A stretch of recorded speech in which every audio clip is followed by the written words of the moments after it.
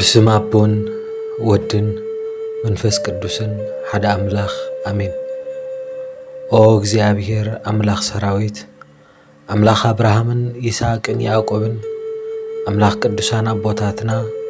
نسخا دقاس زيت دقس نبارتكا ግን عرفت تهبهم أمزازة مزا معالت زيا بفرحن بتسفان بنسحن أب ቅድሜኻ መጽእ ኣለኹ ፀሓይ ዓሪባ ዓለም ጸጥ ኢላ ነፍሰይ ድማ ኣብ ቅድሜኻ ፈጣሪኣን ፈራዲኣን ተቓዲዓ ደው ኢላ ኣላ ሌታ ኣብ ቅድሜኻ ከም መዓልተ ትበርቕ እሞ ካብ ቅድሜኻ ምሕብቕ የለን ንሓሳባተይ ክሽፍን ዝኽእል ጸልማት የለን ኦ ጎይታ ክሳብዛ ሰዓት እዚኣ ንህይወተይ ስለ ዝዓቀብካያ የመስግነካ ኣለኹ ክወፅእ ከለኹን ክኣቱ ከለኹን ትሕልወኒ ካብ ዝተራየን ዘይርአን ሓደጋታት ካብ ሕማም ካብ መጻወድያ ጸላኢ ካብ ሃንደበታ ሞት ኣድሒንካኒ ኢኻ እሞ ብዙሕ ግዜ ኣብ ሓደጋ ከም ዘለኹ ኣይፈለጥኩን ግና የማነይቲ ኢድካ ትከላኸለኒ ነበረት ኦ ኣፍቃሪ ወዲ ሰብ ክብሪ ንዓኻ ይኹን ምስ ናይዚ ግና ኦ እግዚኣብሔር ለሚ ከም ቅዱስ ትእዛዛትካ ከም ዘይነበርኩ እናዘዝ ኣለኹ ሕልና ይኸሰኒ ልበይ ይኹንነኒ ሓሳባተይ ድማ ምስክረለይ ኣብ ቅድሜኻ ብሓሳብን ብቓልን ብግብርን ሓጢአ እየ ኣነ ብፍላጥን ብዘይፍላጥን ብፈቓደይን ብዘይፈቓደይን ኣብ ብርሃንን ኣብ ጸልማትን ኣብ ብሕትውናን ኣብ መንጎ ሰባትን ሓጢኣት ገይረ እየ ኦ ጎይታ ናይ ኣእምሮይ ሓጢኣት ዝክር ርኹስ ሓሳባት ፍርዲ ካልኦት ትዕቢት ምጥርጣር ቁጥዐ ቂምታ ተስፋ ምቑራጽ ንዓኻ ምርሳዕ ከምኡውን ኣብ ግዜ ጸሎት ምዝንባል ሓጢኣት መልሓሰይ ይዝከረኒ ስራሕ ኣልቦ ዘረባ ተሪር ዘረባ ምግናን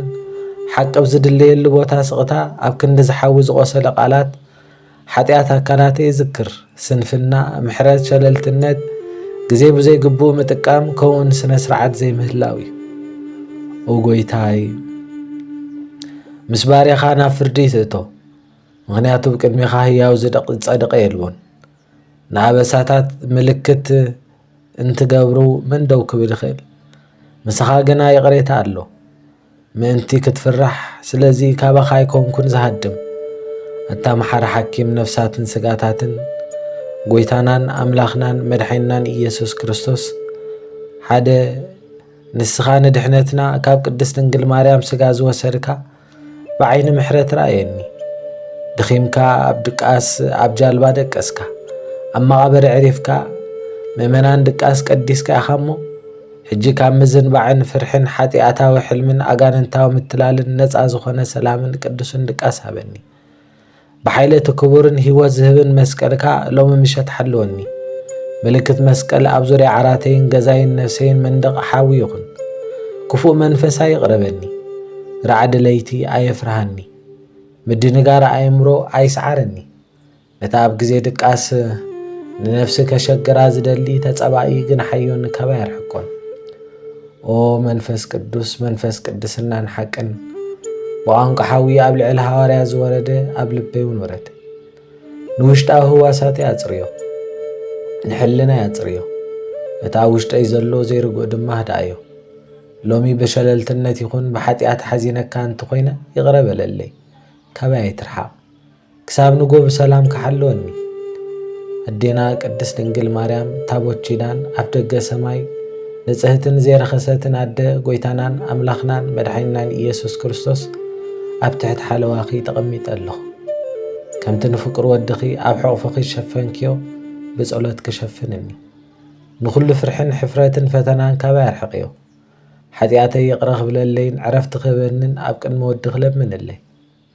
ኦ ቅዱስ ሚካኤል ሊቀ መላእኽት ኣዛዚ ሰማይ ሰራዊት ምስ ሃልሃልታ ሰይፍኻ ኣብ ርእሲ ዓራተይ ዶበል ቅዱስ ገብርኤል ልኡኽ መለኮታዊ ምስጢራት ንነፍሰይ ሰላም ኣበስረለይ ቅዱስ ሩፋኤል ብእግዚአብሔር ዝተላእከ ፈዋሲ ቁስሊ ነፍሰይን ስጋይን ፈውስ ኩሎም ቅዱሳን መላእኽትን ሊቃነ መላእኽትን ከቢብኩም ብናይ ለይቲ ሓለዋ ሓልውኒ ኦ ጎይታ ቅዱሳን ሃዋርያትን ነቢያትን ሰማያትን ሰማዕታትን ጻድቃንን ኩሎም ካብ መጀመርታ ዘሐጉስኻ ቅዱሳንን ኣብ ቅድሜኻ ዝክር ብፍላይ ቅዱሳን ኣቦታትና ናይ ኦርቶዶክሳዊት ተዋህዶ ቤተ ክርስቲያን ብደም ብንብዓት ብጾምን ብጸሎትን እምነት ዝዓቀቡ መምህራን መነኮሳት ደናግል ሰማዕታት ተናዘዝትን ዘክር በአማላድነቶም ድኻመይ ኣደልድሉ ኣብ ቀጥታዊ መንገዲ ድማ ምርሑኒ እዛ ለይቲ እዚኣ ብጓሂ ብሕማም ብስደት ብድኽነት ወይ ብፍርሒ ዝደቀሱ ኩሎም ዘክር ወጎይታ እሱራት ተጓዓዝቲ ስደተኛታትን መጽለሊ ዘይብሎምን ዘክር ወለድን ውልዳት ከም ዝሓዝኑ ቆልዑ ድማ ንወለዲ ከም ዝናፍቑ ዘክር ዕረፍትን ምጽንናዕን ተስፋን ሃቦም ነቶም ብተስፋ ትንሣኤ ዝደቀሱ ወይ ዝሞቱ ናብ ቅድሚኻ ዝክር በቓል ብግብሪ ወይ ብሓሳብ ዝተፈጸመ ኩሉ ሓጢኣት እቕረበለሎ ኣብ ሕቑፊ ኣብርሃምን ይስሐቅን ያዕቆብን ቃንዛን ሓዘንን ምሕንባስን ዝሃደመሉን ብርሃን ገጽካ ንዘለዓለም ዝብርሃሉን ዕረፍቲ ሃቦም ስጋይ ክድቅስን ከለኹ ነፍሰይ ኣብ ኢድካ ሓሊፈ ህባ ወጎይታ ንጎ ክርኢ እንተፈቒድካኒ ነቲ ቅዱስ ስምካ ክባርኹ እየ ካብ ዝሃወት እዚኣ ብለይቲ እንተፀዋዕካኒ ከም ሓጢኣተይ ዘይኮነስ ከም ምሕረትካ ተቐበለኒ ቅድሚ ናይ መወዳእታ ትንፋሰይ ንስሓ ሃበኒ ከይተዳለኹ ድማ ወጎይታ ይትወሰደኒ ወጎይታ ንሞት ብዘይ ፍርሒ ክዝክር መዓልተይ ብጥበብ ክቖፅር ነፍሲ ወከፍ ሞት ድማ ከም ህያብ ፀጋ ክነብር መሃረኒ ድቃሰይ ልምምድ ትንሣኤ ይኹን ምንቅሓይ ድማ ናይ ምልክት ናይቲ ነቶም ዘፍቅሩኻ ቃለት ተእትዎ ሓድሽ ህይወት ይኹን ዓራተይ ቦታ ጸሎት ድቃሰይ መስዋዕቲ ዕረፍተይ ድማ ኣባኻ ናይ ምትእምማን ተስፋ ግበሮ ናይ መወዳእታ ሓሳበይ ስምካ ይኹን ቀዳመይትን ተስፋሰይ ድማ ንግሆ ምስጋና ይኹን ከመይስ ንስኻ ንደቂ ሰባት እተፍቅር መሓራ ኣምላኽ ኢኻ እሞ ወጎይታ ብሰላም ከም ዘውዓልካኒ ብሰላም ኣሕድረኒ ዓራተይ ለይቲ ለይቲ ብንብዓት ከተርክሶሲ ከም ልበይ ዝበልካዮ ከም ዳዊት ከም ናቱ ንንስሓ ዝበቅዕ ልቦናን ኣእምሮን ሃበኒ መዓልቲ መዓልቲ ናባኻ ክቐርብ ብእህታ ብንብዓትን ሓታጠይ ኣብ ቅድሚኻ ክናዘዝ ድማ ትብዓት ሃበኒ ወጎይታዬ ንቃስ ኣምሳል ሞት እሞ ናይ ዘላለም ህይወት መእስኻ ክነብርሲ ነዛ ስጋ ወጋሕታ ፀሓይ በርገግ ክሳብ እትብል እተሓልፍ ድቃስ ብቅድስና ንዓኻን ሓሳባትካን እንዳሓሰብኩ ኣብ ለይቲ ሕልመ ይኹን ቅድስናኻ እንዳረኣኹ ክሕልቦ ፍቐደለይ ወጎይታ ንሙሉእ ዓለም ባርኽ ንዝተጨነቕን ነፍሲ ረህዋ ንዝሓመሙ ምሕረስ ንዝተጨነቑ ረህዋ ንዝተኣስሩ ኣብ ዘለውዎ ምፍታሕ ነቶም ኣብ ፈቐዶ ምድረ በዳ ሰሃራ ኣብ ፈቐዶ ባሕሪ ዝጓዓዙ ዘለዉ ብሰላም ናብቲ ዝሓሰብዎን ናብ ፍቓድካ ዝፍጽሙሉን ክትእትዎም እልምነካ ኣለኹ ወጎይታ ናይ ዕለት እንጌራና ሃበና ኢኻ ወጎይታ ነዛ ለይቲ እዚኣ ብሰላም ክሓልፋ ወጋሕታ ርኤ ድማ ተመስገን ኢለ ከመስግነካ ፍቓድካ ይኹን ከምዚ እንዳበልኩ ስምካ ክጽውዕ ድማ ኣፍቅደለይ ኣብ ሰማይ ትነብር ኣቦና ስምካ ይቀደስ መንግስትኻ ትምጻእ ፍቓድካ ከምታ ኣብ ሰማይ ዝኾነ ከምኡውን ኣብ ምድሪ ይኹን ናይ ዕለት እንጌራና ሎሚ ሃበና ንሕናን ዝበደሉና በደሎም ከም ዝሓደግናሎም በደልና ሓደገልና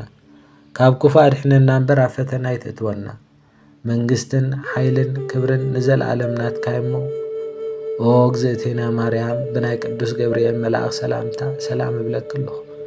ብሕልናኺ ድንግል ኢኺ ብስጋኺ እውን ድንግል ኢኺ ኣደ እግዚኣብሔር ጎይታ ሰራዊት ፀባኦ ሰላም እብለክ ኣለኹ ንስኺ ካብ ኣንስቲ ዝተባረኽኪ ኢኺ ፍረ ከርስኹን ብሩኽ እዩ ኦ ምልእተ ጸጋ እግዚኣብሔር ምሳኺ እዩ ኦ ሕጉስቲ ፍስህቲ ደስ ይበልኪ ሓጢኣትና ክሓድገልና ክሰረየልና ናብ ፍቅሪ ወድኺ ኢየሱስ ክርስቶስ ምእንተና ምሕረት ለምንልና ንዘለዓለም ኣሜን